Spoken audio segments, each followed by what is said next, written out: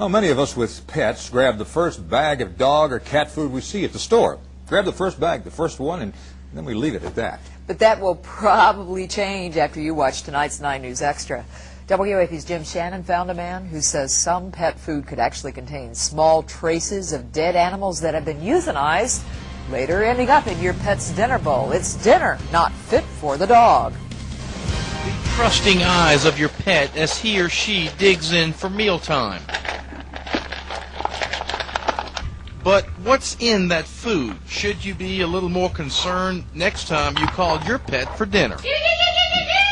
Dr. Bill Savron runs a website called PetFoodExposed.com, and he says in some cases you need to be very cautious about what's in your pet's food. In my research, I found out that the main ingredient of pet foods is other pets, dogs and cats, and that is the main ingredient in it.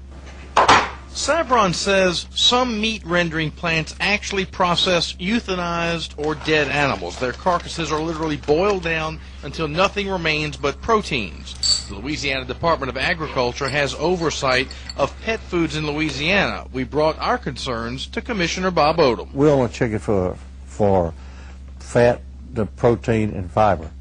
And that's our responsibility to make sure that every food has got the proper fat, protein, and fiber in it.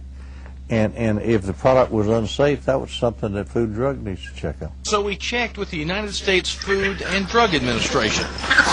In response to this story, the United States Food and Drug Administration says, quote, the FDA regulates pet foods according to the Federal Food, Drug, and Cosmetic Act.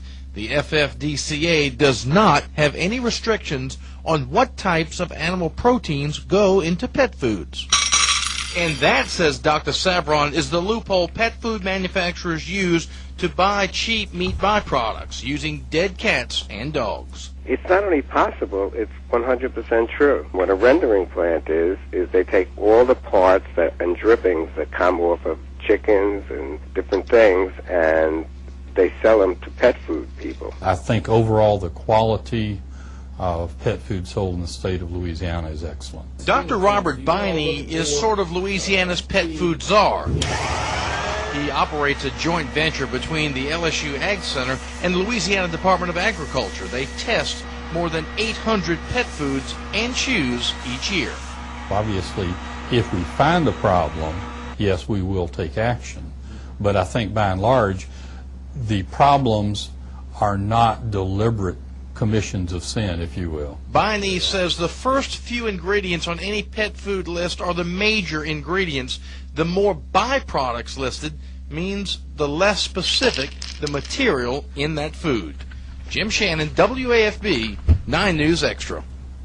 Dr. Bill Savron stopped short of naming what pet foods he would recommend. He also asks pet owners to purchase his report, yet he claims that all his research and information is sold at cost. You can find a link to Dr. Savron's website on WAP.com under the links mentioned section.